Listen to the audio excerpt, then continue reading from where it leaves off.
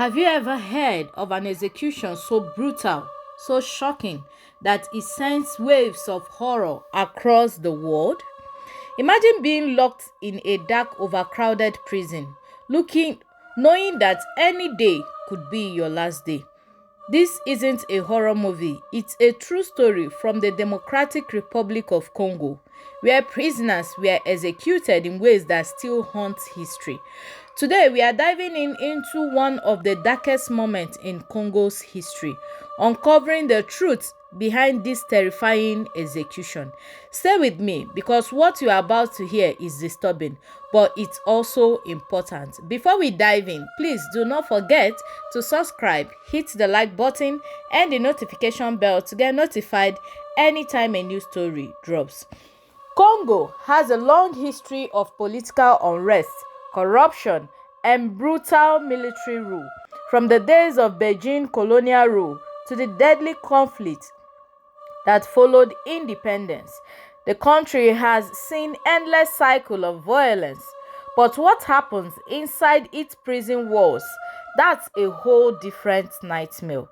Prisons in Congo aren't just places for criminals. Many people locked up are political prisoners, journalists, activists, or anyone who dare to challenge those in power. And once you are inside, the rules of the outside world don't apply. Torture, starvation, and overcrowding are common, but the real horror is the executions. One of the most infamous incidents happened in the early 2000s. Dozens of prisoners, many of them young men accused of being rebels, were dragged from their cells in the dead of the night. Imagine this: you are sleeping, chained to the cold floor, when suddenly the heavy iron doors cracked open. Soldiers stormed in, grabbing people at random. Some begged for their lives. Others know that there is no escape.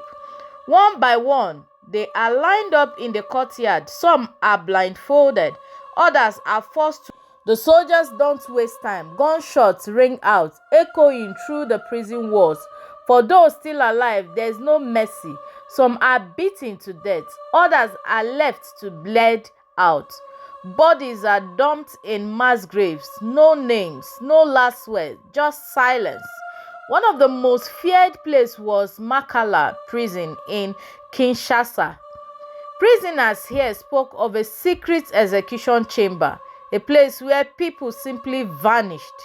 Eyewitnesses say that prisoners were sometimes given a choice: be shot or be hanged with wires.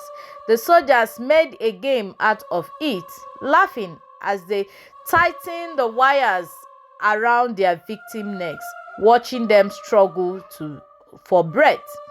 But the worst part, some prisoners were buried alive.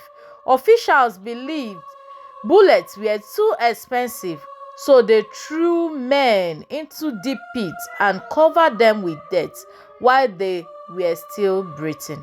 How horrible. So why were the executions happening? The answer is power and fear. Many of these killings were ordered by corrupt leaders who saw political opponents as threats. Others were done by rugged soldiers who simply enjoyed violence. The justice system was almost non-existent. Once you were accused, your fate was sealed. But even when evidence of these executions surfaced, not much changed. International organizations condemned the killings, but inside Congo, justice was rare. The people in charge didn't fear the law. They were the law itself. In recent years, human rights groups have tried to expose what happened in these prisons. Survivors have come forward with their horrifying stories, and some former prison guards have confessed to their crimes. But even today, people are still being executed in secret. Some prisoners are simply disappeared, never to be seen again. Families never get answers, and for many, the nightmare continued. The world may not be watching, but these stories must be told. Every victim had a name, a family, a story, and where their voice were silent, we can make sure they aren't forgotten. And if you want to hear more of this story, please stay tuned because the story still continues. For over 20 years, the death penalty in DRC was dormant, not officially abolished, but also not enforced. That changed in March 2024 when the government decided to bring it back primarily to deal with treason and espionage within the military. But what started as a measure to control national security threats soon expanded into something much bigger and much deadlier. By late 2024, the executions were no longer limited to military crimes. The government began targeting a group known as Kulanas, a term used for violent urban criminals or gang members. Officials argued that these executions were necessary to restore law and order in a country plagued by crime. But not everyone was convinced. In the first wave of execution, 102 prisoners were put to death at Anjenga prison, located in the northwest of the country.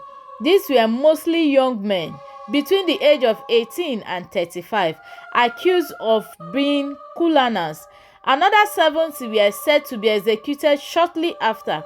For some Congolese citizens, this was a relieved years of gang violence had made life unbearable, and they saw the executions as a way to finally bring peace to their streets.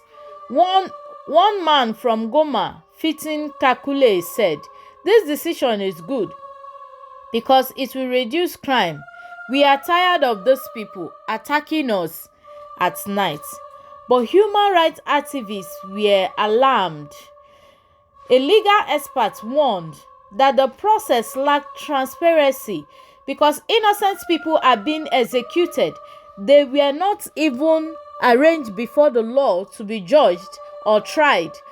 However, they are executed unlawfully and secretly, and their families do not know how to go about justice. It became a problem in DRC Congo. He feared that innocent people could be caught in the crossfire, victims of rushed trials or political scapegoating. He also pointed out that killing criminals wouldn't solve the root problem. Poverty, unemployment, and lack of opportunity were the real issues driving crimes. However, those in power who want to dominate do not take a look at these social problems.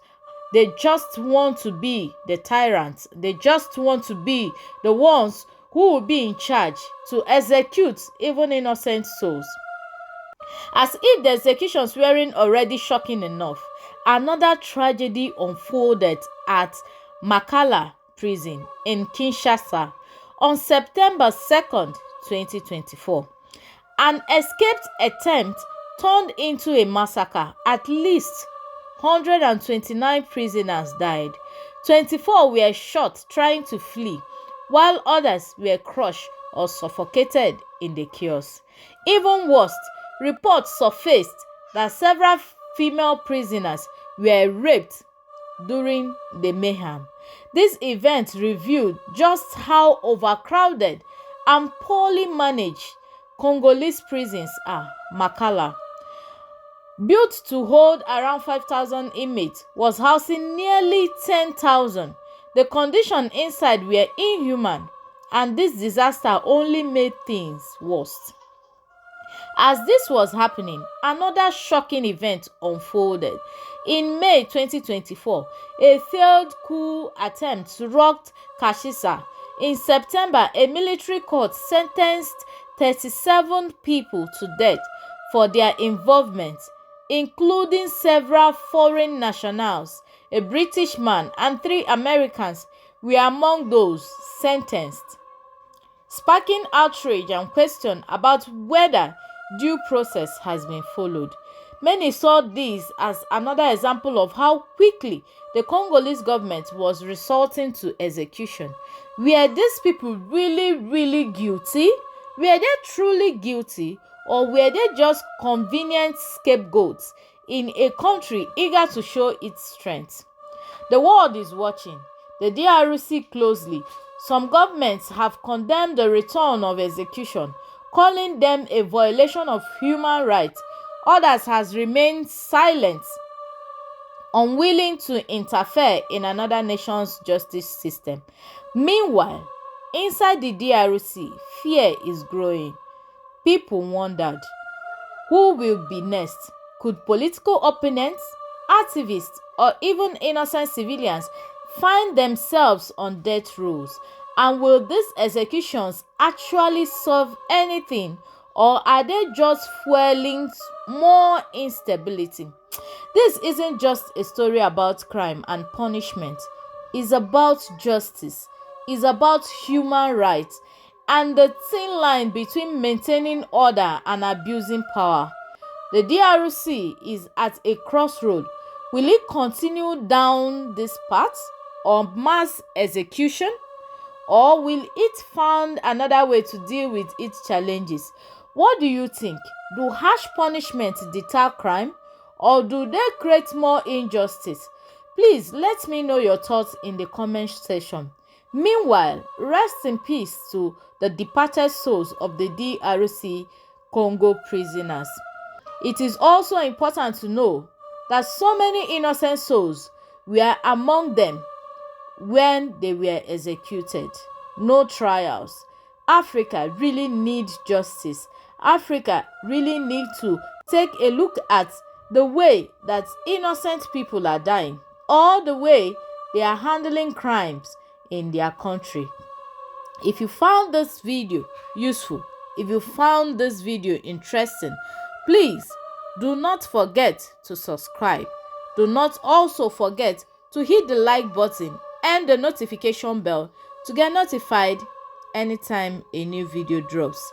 While we await justice for those who are executed unlawfully, let us try as much as possible to deter from crime, to avoid crime by all means, especially the young ones. Africa is a great nation, and we pray that in time to come, justice will only be served when it has been proven that anyone is found guilty, and not using power, tyrants, to subdue those who are powerless. We grow by helping others. See you next in our next video. Bye.